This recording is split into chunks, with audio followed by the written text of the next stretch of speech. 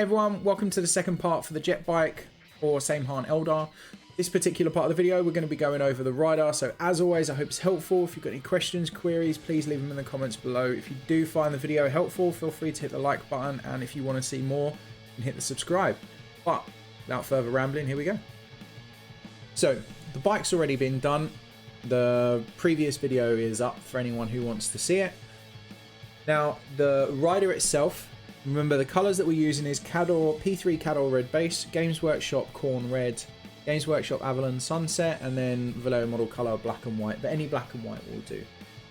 So the idea of this is, the model is base coated in P3 Khador Red Base. It's taken a couple of coats of paint. The P3 is quite a thin paint anyway, and we want to thin it down enough so it's not going to obscure any of the details. So in this case, it's like maybe 2-3 parts paint to 1 part water. The idea is we're just looking to break the surface tension of the paint so it's not going to leave big puddles or marks. Now, I would say take your time with this. Although the riders for the jet bikes are not as bad as the old Guardians, honestly, these sculpts are not particularly crisp, and it's quite easy to end up with like little puddles of paint in the recesses. So when it comes to the base coat, I would honestly say like take your time with it and build it up slowly so you don't have any big thick puddles. The Guardian models in general are not particularly amazing, to be honest with you, so just something to be aware of. Now, the thing with the rider is I'm not necessarily sure that I want to push the rider as dark as I push the jet bike. And the reason for that is because the rider, I want the rider to be more prominent than the jet bike itself. When people look at the model, I want them to look at the rider first and then the jet bike. So with that in mind, I've got I've got Games Workshop Khorne Red, and all of the areas facing downwards, I'm painting with the Khorne Red. Now, on the jet bike, it was a Khorne Red and black mix. With the rider, I'm not going that dark yet. Because the thing is what I want to do is I want to have the rider overall to be much brighter using the same colours. So with the jet bike, I've gone much darker so far. And by not going so dark on the rider, it might, hopefully, make it more of the focal point. So the idea is we're drawing people into the rider rather than the jet bike. Whether that's going to happen or not, we'll find out. I mean, I obviously know, but I think it's a good thing to demonstrate, like, I'm not 100% sure on my choices at the beginning, so sometimes it's better to be a bit more careful. Now, you can see on the palette, now I have mixed that Khorne Red and black, but I'm not actually painting, like, the underneath of the model, that Khorne Red and black mix. All I'm doing at the moment is I'm painting the recess lines. So this is basically what you would do with, say, a wash of Nuln Oil if you wanted. I prefer painting these recesses in.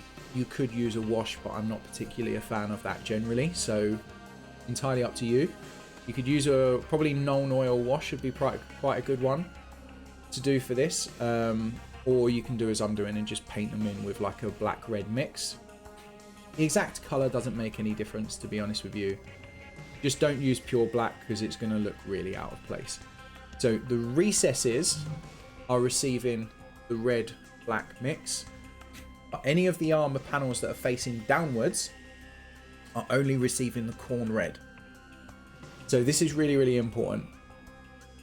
Now, what this will do straight away is, remember, the majority of the model needs to be red, or more importantly, the majority of the model needs to be the Khador Red Base, because that's on my Saim Hann colour. So any areas at the moment that are facing downwards should be Khorne Red.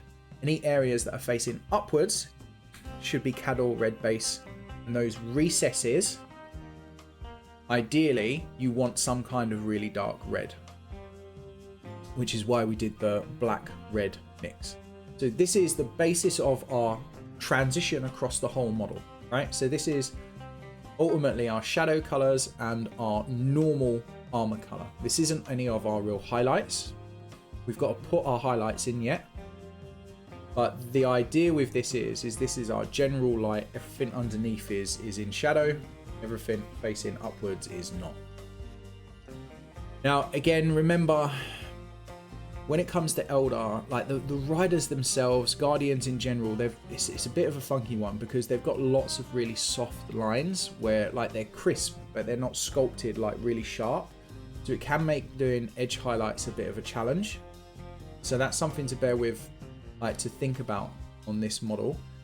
When we paint in our details, some of those details we're going to have to like reinforce ourselves, which we'll get to shortly. You can see with these shoulder pads, for a start, I haven't prepped these shoulder pads very well. They've got gaps in them, but you get the idea.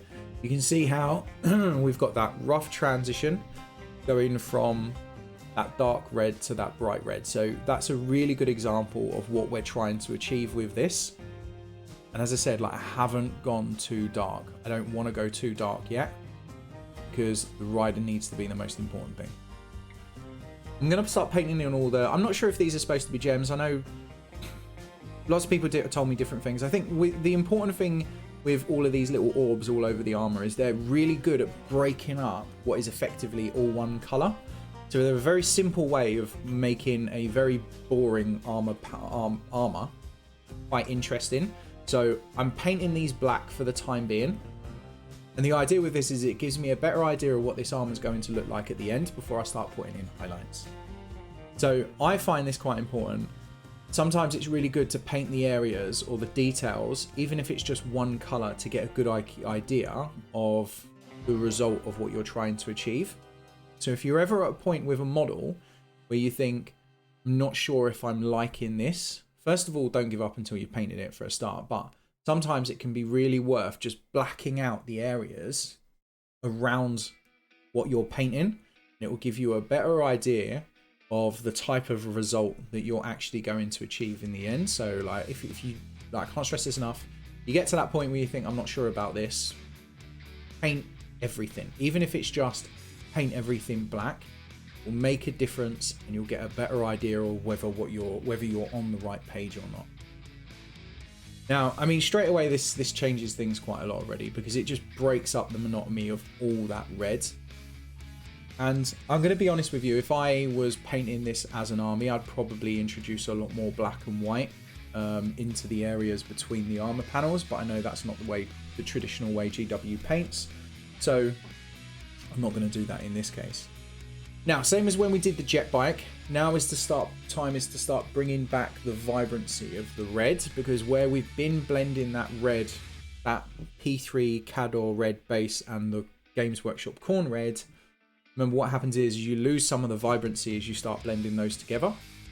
So what we'll do is place the Games Workshop Averland Sunset in the areas that we're going to have our highlights, so you can see the shoulder pads are basically cylinders.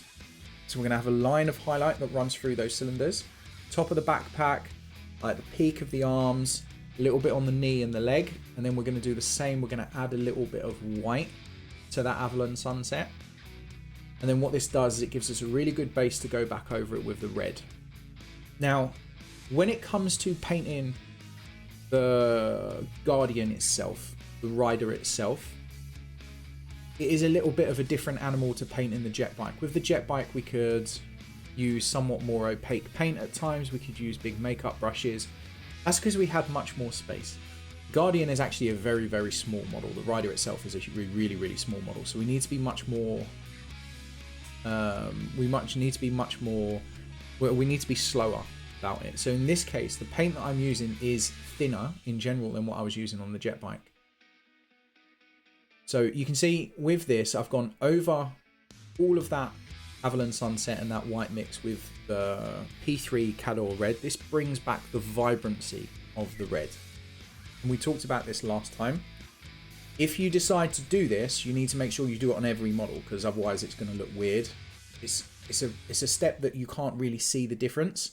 But if you painted one model with it and one model without it, you would absolutely see the difference. So you need to make the choice of whether you're going to do it or not. Now, paint consistency, when we talk about this, like generally I'm looking for a transparent paint here. So on average, my paint is probably 2, maybe 3 parts water to 1 part paint when I'm doing this. I'm removing the excess paint from my brush. And then what I'm doing is I'm very slowly, bearing in mind this is sped up, very slowly building up my highlight areas with the side of my paintbrush. And what this does is it gives me a smoother transition as I'm building it up. Yes, we can still fix it later, but something to think about. We have such small areas here. We're going with thinner paint because it's easier to get that smooth transition. Now you can see, like I've just done this. I put Averland Sunset down and then a white mix, and then I went over it with the red, and that brought back the vibrancy. I'm doing exactly that again. This is that Games Workshop Averland Sunset, which is like a mustard color. That same thin paint I'm now building up into my highlight areas. The reason why I'm doing this is now this is actually going to be my highlight. So when I did it previously, it was to go over it with the red to make the red more vibrant, to get that peak saturation point. Because basically what happens is, as we were fixing the transitions earlier on, we make that red darker and darker. But now the point of this is this is going to be like our shine points. This is where our highlight points are, the same as we have on the canopy of the jet bike and the body of the jet bike. And the good thing about the Averland Sunset is it gives it this nice orangey skin tone, as opposed to just going really pink, which is what I want to avoid. So I'm using the Averland Sunset to get my edge highlights in place. Remember, edge highlights are incredibly important when it comes to Eldar, because most of their armor panels are quite because they're quite sharp edged. So we want to pick those out. So we're using the Averland Sunset, and then we're adding some white to the Averland Sunset as well. And then that gives us our second edge highlight, and it means that we can go on those brighter spots on the shoulder pads. Now you're going to see with these shoulder pads, these lines that you can see, these highlight lines that go through the shoulder pads are really, really extreme. And they're also very rough, but we're going to fix that later on, and I'm going to show you how to do it. It's very simple, but I thought it would be worth it. Now you can see, like, as I add these edge highlights on, this separates all of the armor panels and everything that are on the arms. This gives us readability to those shapes. It's really, really important. But I know we touched on this with the jet bike. It's very difficult to do an edge highlight on an Eldar Guardian armor, or Eldar armor in general, with the side of your brush. And the reason for that is because actually the majority of them are quite curved. You don't have those sharp, crisp angles. So when you do this, when you do your edge highlights on Eldar models, you need to ascertain what sort of edge you've got. Have you got a really sharp angled edge that you can do a nice, like, run the side of your brush over it? Or do you need to paint on that edge with your actual paintbrush itself? And this is one of the challenges that comes with Eldar. So if you need to physically paint that line on with the tip of your brush, what you need to remember is your paint needs to be fluid. When you do your brush stroke, you don't want very much resistance on it, but you also don't want to have to do 50 layers because your paint's so thin trying to paint a perfect line. So you need to thin your paint just enough so you've got like your paint flows. So when you play with if you put your paint on your palette and then play around with it with your paintbrush, what you'll find is it's almost like it's got this skin over the top of it, and when you pull the paint away, it stretches.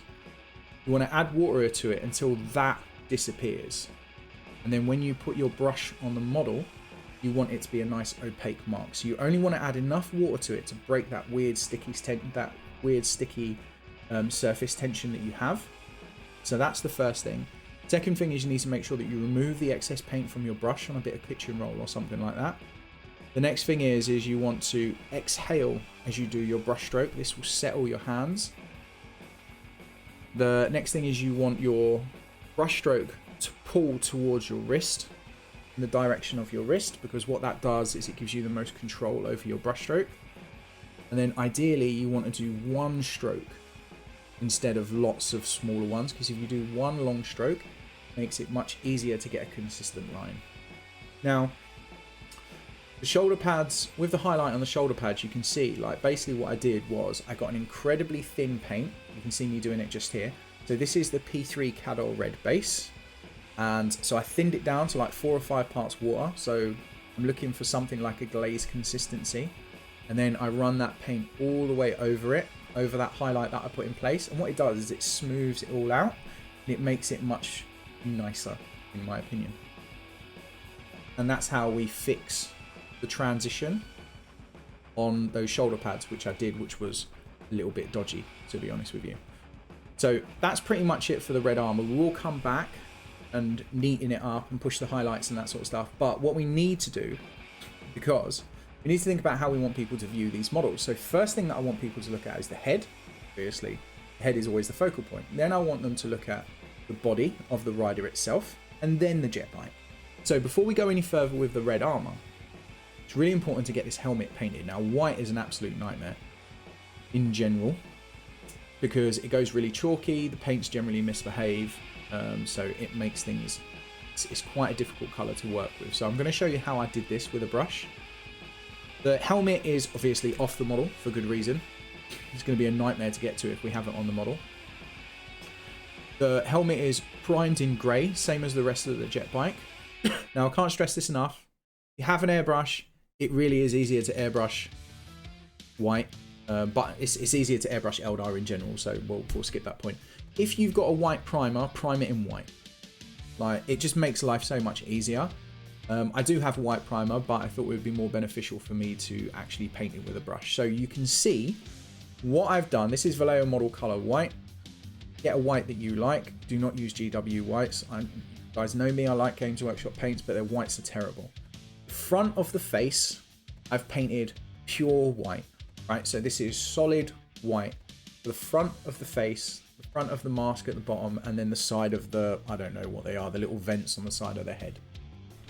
The rear of the head, I've painted with Vallejo model color grey blue.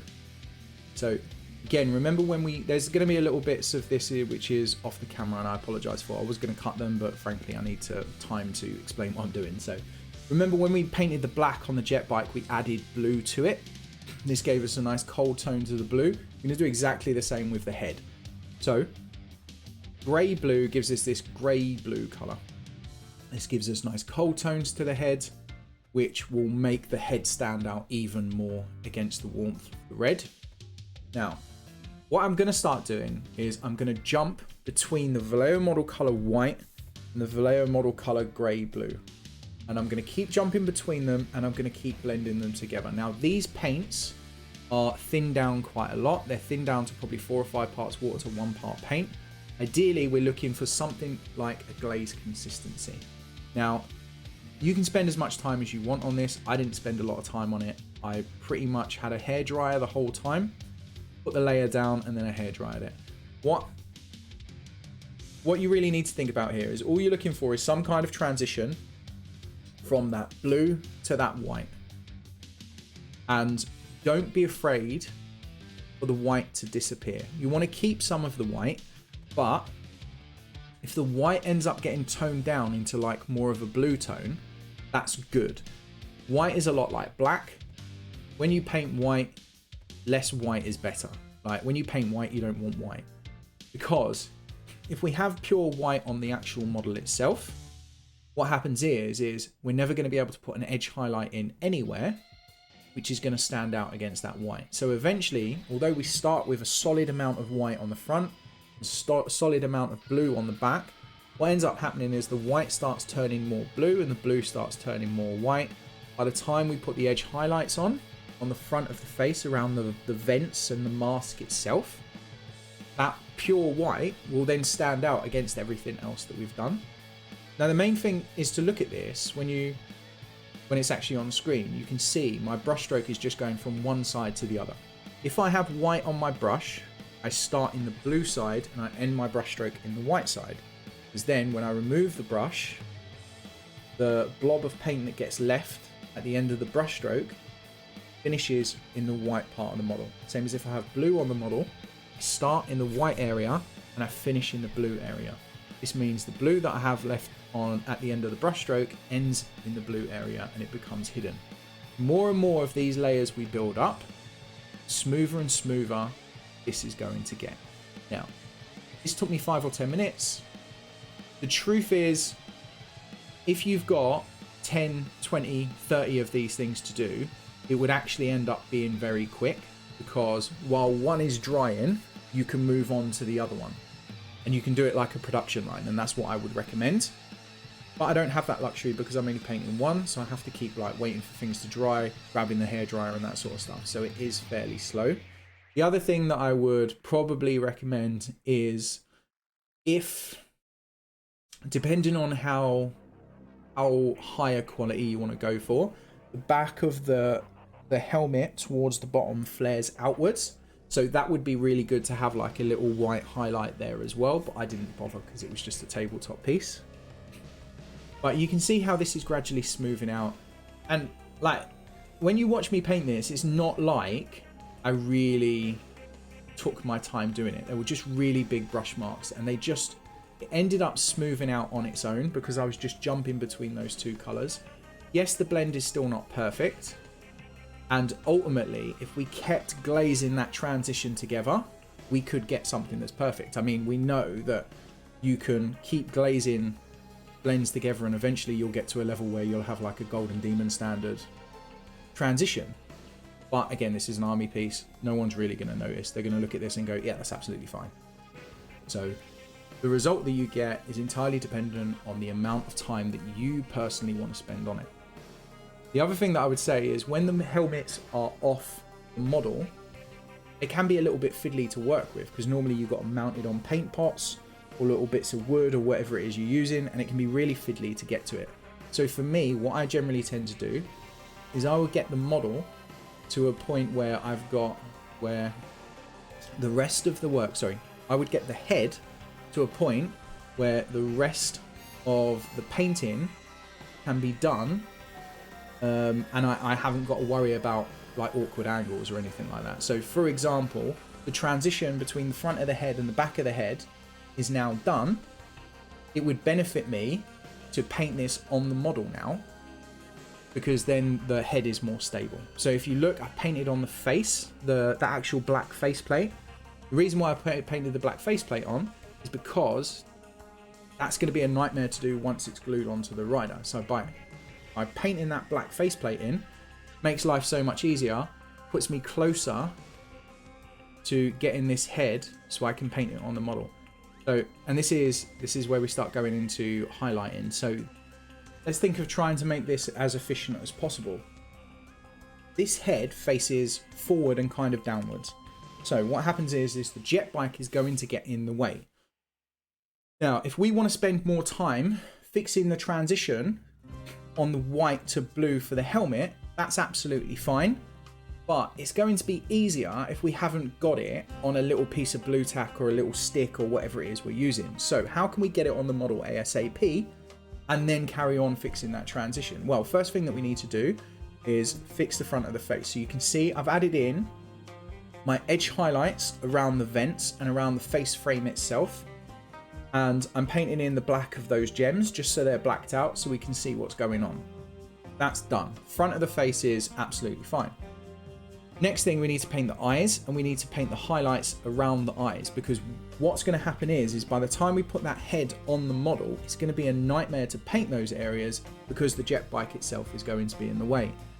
So again, I want to get this head on the model as soon as possible. First of all, because it lets me see the result that I'm going to get at the end, and also it's easier for me to paint this helmet and finish this helmet while it's on the model. So with the same greys that I used for the back of the helmet, so this is that Vallejo model color grey blue, all I've done is put an edge highlight under both eyes, and I've put a line down the curvature of the plate on the front of the faceplate and left it at that. You can make that as advanced as you want, you can make that as smooth as you want, you can have a nice gradual transition, or you can just do a sharp line, which is the old school GW style, which I quite like. And I mean, you can see here it looks good, but I haven't exactly done anything like it's not incredibly neat, but it still looks good. So for like tabletop, that's all you need to do. It's 3 lines under each eye. Whether you want to spend more time on that or not is entirely up to you. The eyes themselves, I've just painted green. Now with the eyes, I didn't want to go too far on it. I wanted to do some really, really simple eyes. So what we've done is towards the inside of the face, the eyes towards the inside of the face, I painted P3 Niles green. Then I've added basically a little bit of white to that P3 Niles green, and I'm going to put like lines along the bottom of the eyes, and then it's a white dot. So it's not as advanced as say the Space Marine videos that I've done with the eye lenses, but first of all, this is a smaller area, so we don't have as much space to play with, and I wanted to show that actually you can get some fairly nice results with very basic processes. So this is with the white added. So what you'll see is, again, I've got this line that runs from the inside to the outside, and I'm going to do the other side now. And I don't even run it all the way across the eye lenses. It's literally just on the inside. I haven't even bothered with the outside of the eye lenses too much because it's just not needed. You'll see as well, here we go, like it's a little bit messy, so I'm just going to end up cleaning this up and then putting the white dots in. But the main thing is we want that separation at the bottom of the eye lens, which separates the edge highlight from the green of the lens. And that's pretty much what we're trying to go for. And then we have a rather messy white dot. There we go. Now you can see the helmet's glued on. This now, the reason why I want the helmet on as soon as possible is because it gives me a good idea of what this is going to look like. Straight away we got a white helmet. It's really cold in tone because we've added blues. So the white helmet draws the eye. Everyone looks at the head first. The rider itself is a little bit brighter than the jet bike, but truthfully I haven't done enough work on it, so I could have done more with that, to be honest. If I'd made the rider brighter, it would have meant that the rider would stand out more than the jet bike. Truthfully, I think if I was doing this again, I'd add more color. I'd add more black to the areas in between the armor panels on the rider, but it is what it is. So this is the result that you can see. The green, as I said in the previous video, we're going to do a completely separate video on gems. So that'll be coming up in the next few weeks. So I haven't got one now, but the orbs that I painted on this, green is the obvious choice. I mean, green is a complementary color of red. It was a really simple choice, but I didn't want to paint all of them as gems because honestly, like it just seemed like a lot of work, to be honest with you. So all of the little details, all of the little orbs, the little bits on his feet, all I did was just painted them like red balls. So I didn't paint them like gems. P3 Niles green as a base color over black. That gave it a real nice dark tone. And then same colors as I did with that, with the eyes. So I added white to the Niles green, and like towards the top of the orbs, I painted the highlight color, and that was it. So I've kept them really simple. They don't need to be orbs. The green itself stands out. Now, ultimately, the white looks a little bit boring. The green looks a little bit boring because it's very desaturated. It's very pale, and that's because I added white to that green, and it's not nice, to be honest with you. Well, I say it's not nice. If you like it, then it's fine. Go with it, but I just found it a little bit boring. So we're going to fix it in a second, and it's really easy to fix something like this. When you've got green and you end up with this really pasty, like pastel type green, all you need to do is just add yellow to it. Like, remember when we talked about that glaze consistency of paint? This is the perfect opportunity to use that really ultra thin paint to tint a color. So you can see how this looks just ultimately white. So I grabbed some yellow that I had. I think this is P3 Cygnus yellow. I thinned it down to maybe 1 part water to 1 part paint. And basically you can see as soon as I put that yellow over that green, it becomes much more vibrant. It becomes much more like a Eldar Scorpion green, which is much more interesting. So instead of just repainting all of the greens, just by adding yellow to it, it's brought the life back to it. And what happens is now with the color scheme, we have these green little areas of interest that make it all pop and come together. And again, like, I haven't painted them as orbs. If I had painted them as gems, sorry, I haven't painted them as gems. If I had painted them as gems, it would have taken me a much longer time to finish it. And I did not want that. I want a fast paint job, or as fast a paint job as I can get while painting Eldar with a paintbrush. So no way I'm going to be painting gems, because a gem on each one of these is just going to take absolutely ages. Just by painting them as like a flat green color with a little bit of a shadow, it's far faster and it still looks really interesting. But that's it. So that's it. As always, I hope this has been helpful. I appreciate Eldar is a really difficult thing to paint with no airbrush. Genuinely, it can be really challenging. You can get a far better result than this if you spend much more time, and you can get a far worse result if you spend much less time. The result that you get is not always what's important. What's important is how much time you are willing to spend on each model, and I can't stress that enough. So allocate the amount of time you want to spend on each model, and then spend that much time, and then be happy with the result that you're going to get. Not everything needs to be a masterpiece. But anyway, as I said, I hope it's been helpful. Questions, queries, leave them in the comments below. Thank you everyone for the support, because it means a huge amount to me. As always, if you do want to support the channel, feel free to check out the Patreon. There's more in-depth video tutorials on there, far more advanced subjects. There's also options on there for one-to-one tuition, because I do teach full-time. So if you want to improve, feel free to get in touch. And I'll catch you later. Bye-bye.